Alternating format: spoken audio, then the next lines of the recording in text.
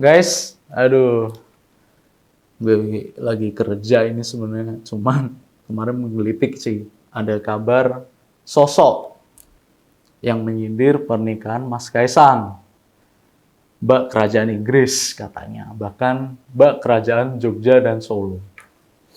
Nah, siapa sih itu?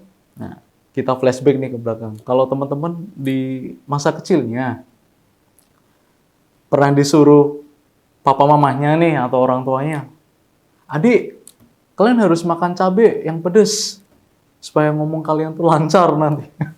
Apa sih hubungannya? Kalian ingat nggak kalimat di mana nanti kalau yang macam-macam dengan saya akan saya klepet. Maksudnya tuh kepret, gitu kan. Nah, siapa lagi kalau bukan Pak Rizal Ramli. Nah, kenapa sih gue hari ini ngebahas Pak Rizal Ramli? Nah, pengen tahu ceritanya?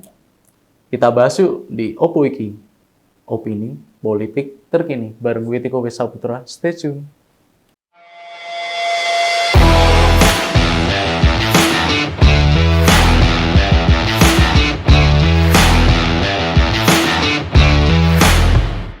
Guys, nah, jadi untuk kalian yang belum mengetahui Bapak Rizal Ramli, kita flashback nih ke belakang. Pak Rizal Ramli itu pernah menjabat sebagai Menko Perekonomian. Menko Perekonomian loh, di era Presiden Gus Dur. Saat itu transisi dari masa Orde Baru ke Reformasi. Nah, berjalannya waktu, Pak Gus Dur ini kan lengser, ya kan, digantikan presiden setelah itu, ya ini Bu Mega. Jadi otomatis Pak Rizal Ramli keluar dong. Nah, terus kemudian setelah itu beliau ini menjadi seorang ekonom, karena merasa beliau ini mampu untuk menganalisis ekonomi Indonesia, katanya. Nah, kemudian berjalan waktu, Pak SBY terpilih menjadi presiden, yaitu di tahun 2004, jika tidak salah. Nah, terus sempat tuh Pak Rizal Ramli, karena mungkin balas budi sebagai ekonom Indonesia, dijadikanlah di masa era SBY itu sebagai duta besar. Nah, berjalan waktu, Pak SBY kan sudah selesai tuh 2 periode. Terjadilah masa Pilpres 2014, yang dimana saat itu ada Pak Jokowi JK dan Pak Prabowo Hatta. Nah, seorang Rizal Ramli ini muncul lagi, Mbak, pengamat ekonom. Iya kan, pengamat ekonom. Kemudian, Pak Rizal Ramli ini sering mengkritisi Presiden Jokowi. Di saat Presiden Jokowi terpilih ya, saat itu. Di 2014. Nah, Pak Rizal Ramli ini sering mengkritisi ekonomi, kemudian awal-awal pemerintahan Jokowi. Ya, ini sering mengkritisi bahwa ini harusnya seperti ini ekonominya. Indonesia tuh harusnya terkonsep seperti ini ekonominya. Ya sudah kan, berjalan waktu. Akhirnya, di pertengahan periode sekitar tahun 2015-2016, di pertengahan pemerintahan Presiden Jokowi JK, Rizal Ramli ini diundang untuk menjadi menteri. Nah, bayangkan coba, Pak Jokowi itu kurang sabar apa sih, ya kan?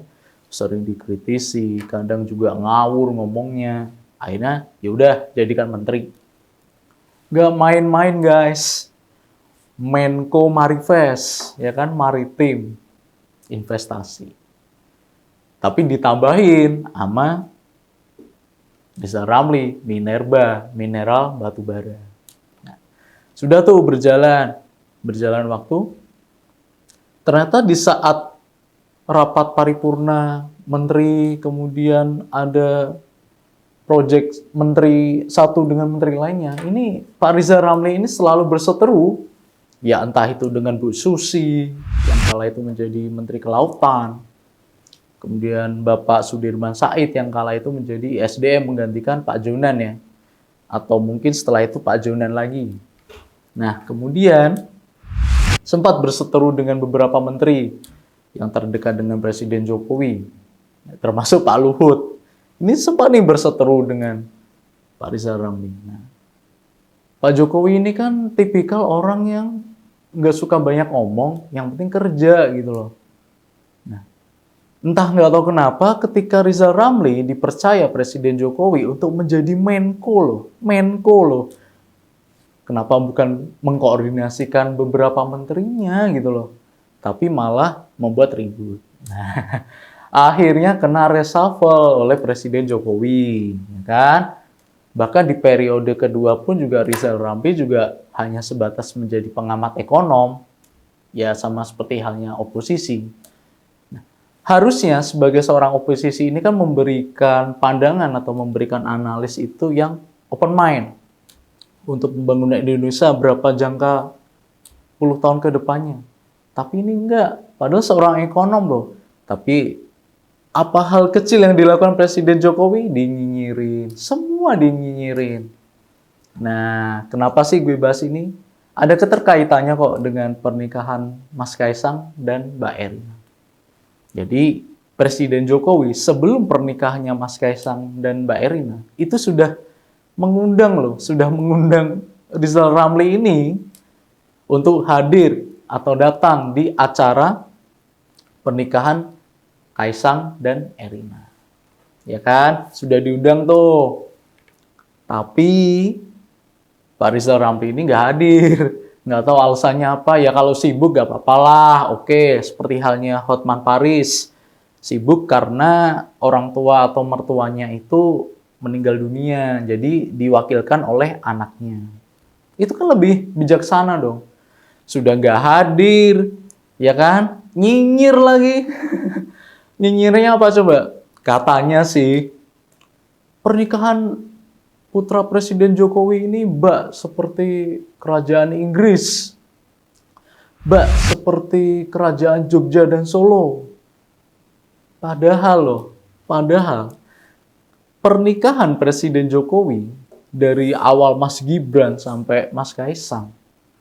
Yang kedua kan Mbak Kahiyang ya. Itu tuh merakyat loh. Rakyat tuh diundang semua.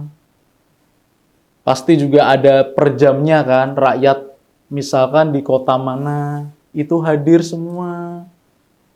Kurangnya apa coba? Yang dimaksudkan Pak Jokowi menggunakan kereta kencana itu bukan sebagai royal wedding, bukan. Tapi memperkenalkan budaya Jawa. Karena Pak Jokowi itu tidak ingin Indonesia itu budayanya itu terlarut oleh perkembangan zaman. Kalau Pak Rizal Ramli membandingkan Presiden Jokowi dengan pernikahan kerajaan UK atau Inggris, kita lihat nih, Ratu Elizabeth menikahkan beberapa anaknya, ya seperti Putri Diana, kemudian Pangeran William, kemudian Pangeran Edward, bahkan ketika Pangeran Charles, itu mewah loh. Bayangin coba, London, itu kan rakyatnya itu kan pasti pada ngelihat loh. Tapi ingat, protokolernya itu ketat.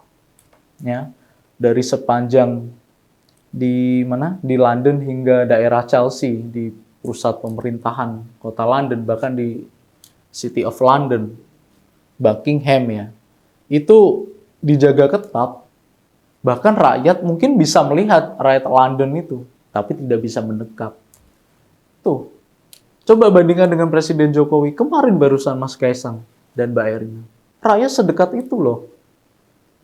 Royal wedding-nya tuh dari mana coba? Kerakyatan mana coba?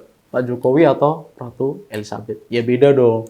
Ratu Elizabeth itu kan kerajaan monarki, kerajaan UK.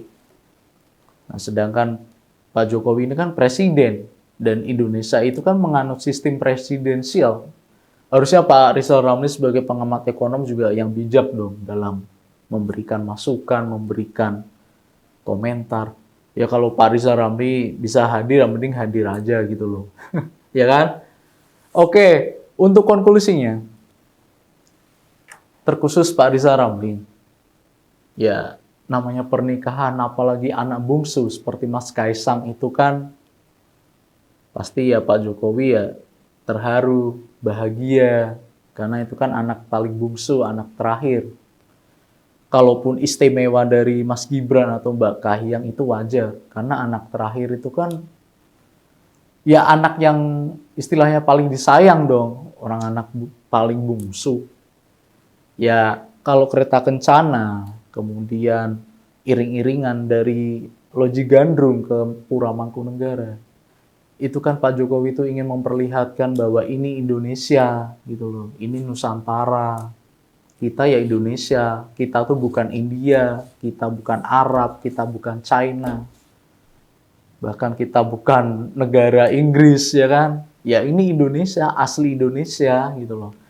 Dan rakyat Solo pun juga bahagia, mereka pun juga merayakan beberapa festival kecil-kecilan di sekitaran kecamatan, kelurahan, sebagai rasa syukur atas pernikahan Mas Kaisang dan Mbak Erina.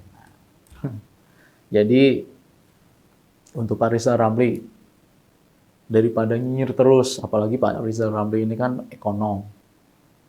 Ya udah Pak, menjadi pengamat ekonom tuh yang berkembang, yang bisa membangun Indonesia, apalagi Indonesia ini kan di tahun 2045 kan Indonesia emas. Ya kan? Ya, daripada Bapak nyinyir ya mending Bapak ngerasain gimana nikah kan. Ya kayaknya kok Pak Rizal Ramli ini alergi banget sih sama pernikahan.